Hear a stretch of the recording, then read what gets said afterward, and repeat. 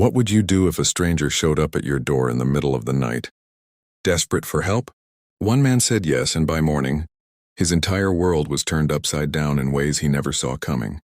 This is the story of Mark Sullivan, an ordinary guy living in Portland, Oregon, who made a split-second decision that would challenge everything he thought. He knew about trust, humanity, and the invisible threads that connect us all. What started as a simple act of kindness spiraled into something so unexpected that even he couldn't believe it was real. What Mark didn't know that night was that the woman, shivering in his garage technically, owned buildings he drove past every day. And the craziest part? It could happen to any one of us. It was a Tuesday night in February, around 11:30 p.m. Mark had just finished watching some random show on Netflix and was about to head to bed when he heard it. A soft knock on his front door. Not aggressive, not loud, just persistent enough to make him pause. Now, if you're like most people, a knock at that hour sends your mind racing. Is it an emergency? A drunk neighbor? Someone trying to sell something? Mark thought all of those things as he walked toward the door. He peeked through the peephole and saw a young woman standing there.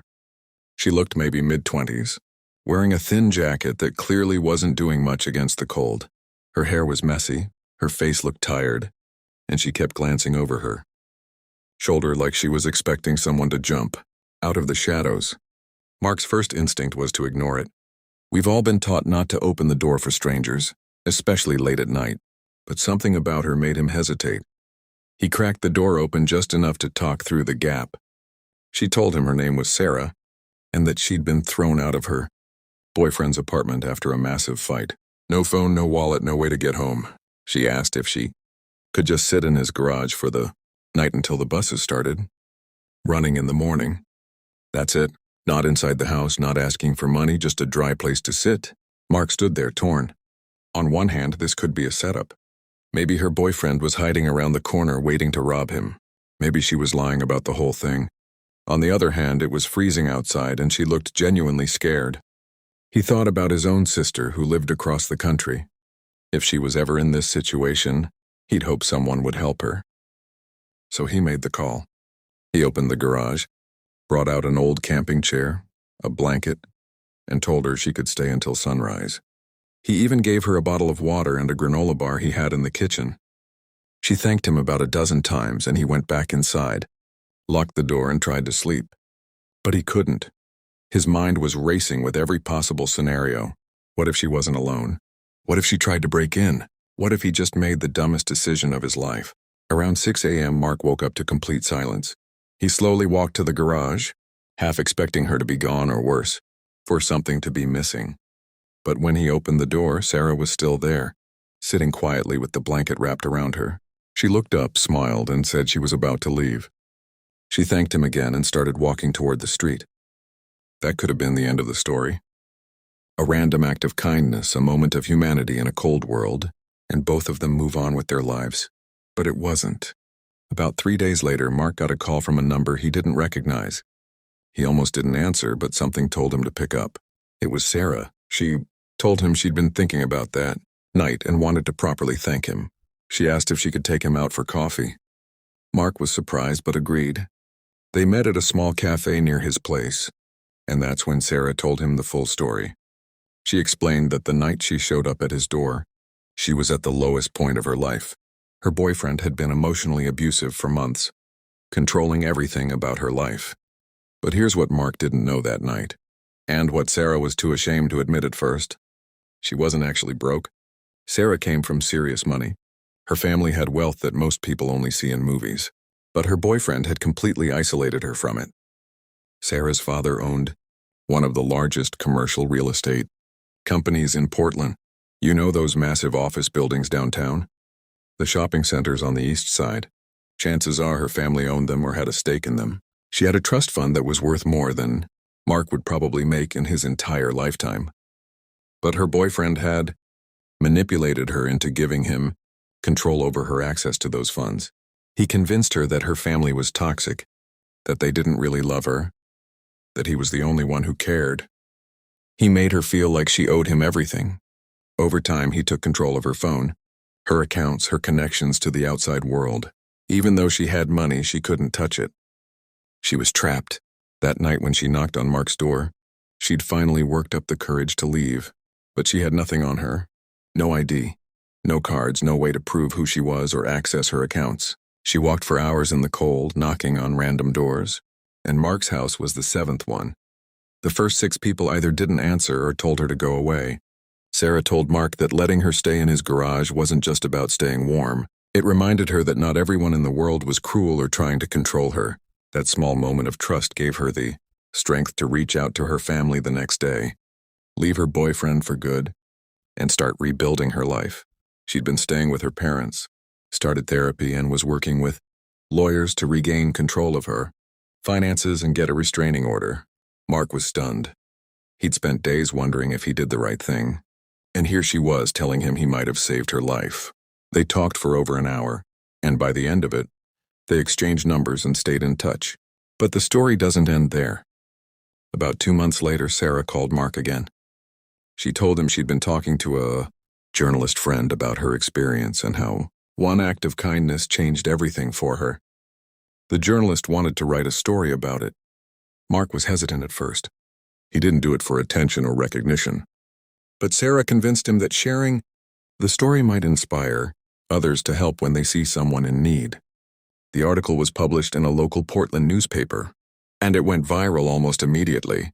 People from all over the country started sharing it, commenting on it, talking about how rare it is to see this kind of trust in today's world.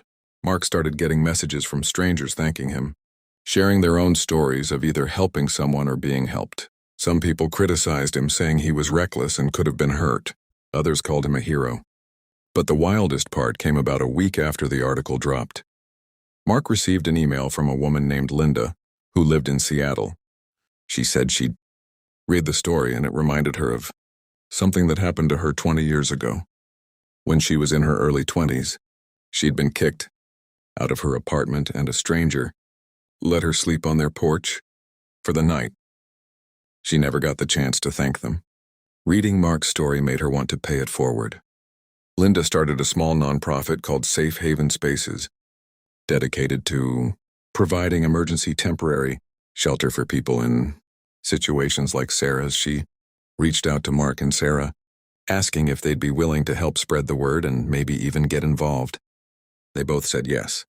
Within 6 months, Safe Haven Spaces had partnered with over 30 homeowners in the Seattle and Portland area who were willing to offer their garages, sheds, or spare rooms as emergency overnight shelter. They created a vetting system, safety protocols, and a 24-hour hotline. The program helped over 100 people in its first year alone. Mark never imagined that letting someone stay in his garage for one night would lead to all of this.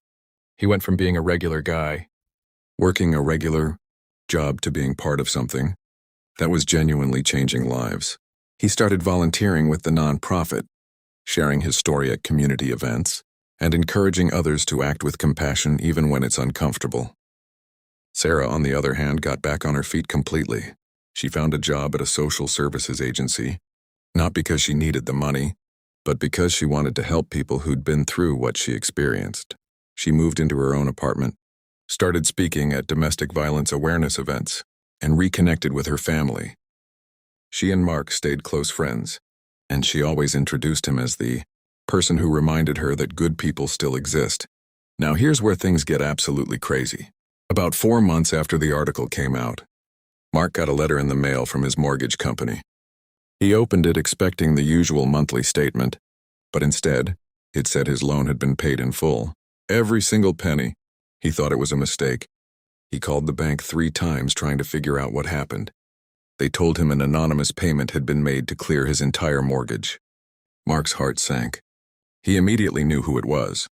He called Sarah, and at first she tried to play dumb. But eventually she admitted it. She'd paid off his mortgage. The whole thing. We're talking about over $150,000. Gone just like that. Mark didn't know whether to laugh, cry, or be angry.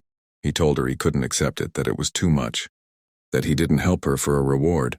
Sarah got quiet for a moment, and then she said something that stuck with him. She told him that money had been used to control her for years. It had been a weapon, a chain, a way to make her feel small. But now that she had control of it again, She wanted to use it the way it should be used, to give someone freedom, to say thank you in the only way that felt big enough. She said Mark gave her a place to be safe when she had nothing, and she wanted to give him the same thing, a space where he didn't have to worry, where he could breathe. Mark tried to argue, but deep down, he knew Sarah wasn't going to take no for an answer. And honestly, it changed his life. He'd been struggling with that mortgage for years, working overtime just to keep up. Now suddenly he had breathing room. He could save money, think about his future, maybe even go back to school like he'd always wanted. But Sarah didn't stop there.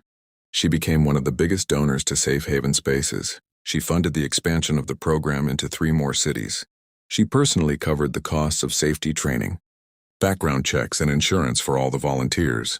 She did it quietly, never wanting her name on anything, but her impact was massive. Now you might be thinking this all sounds too perfect, like some kind of fairy tale. And yeah, it's easy to look at this and think everything worked out. Great, so it must have been the right call. But the truth is, Mark took a real risk that night. Not everyone who knocks on your door at midnight has good intentions. Not every act of kindness ends with a happy story and a paid-off mortgage. Sometimes helping a stranger can go badly. That's just reality. But here's the thing. According to a study done by researchers at the University of California, acts of kindness, even small ones, don't just benefit the person receiving help. They actually boost the mental and physical health of the person giving help. People who regularly help others report lower stress levels, better sleep, and even longer lifespans. There's something wired into us as humans that makes us feel good when we do good, even when it's risky. Mark said in an interview that he doesn't regret his decision for a second, but he also doesn't think everyone should just start letting strangers into their homes. The point isn't to be reckless. The point is to pay attention when someone needs help and do what you can within your own boundaries. Maybe that's offering to call someone for them, giving them a coat, directing them to a shelter, or yes, in rare cases, offering a safe space for the night. What happened to Mark isn't just a story about one night. It's about the ripple effect of choosing compassion over fear. It's about how one decision, made in a moment of uncertainty, can echo outward in ways we never predict. Sarah's life changed, Mark's life changed, and because of them, hundreds of other people got help when they needed it most. There's a quote that's been going around for years, and nobody's really sure who said it first, but it goes like this. We're all just walking each other home. That's what Mark did that night. He walked Sarah home, in his own way, and in doing so, he found a piece of himself he didn't know was missing. If this story got you thinking, make sure you check out what happens when a homeless man returns a lost wallet and the owner tracks him down to say thank you.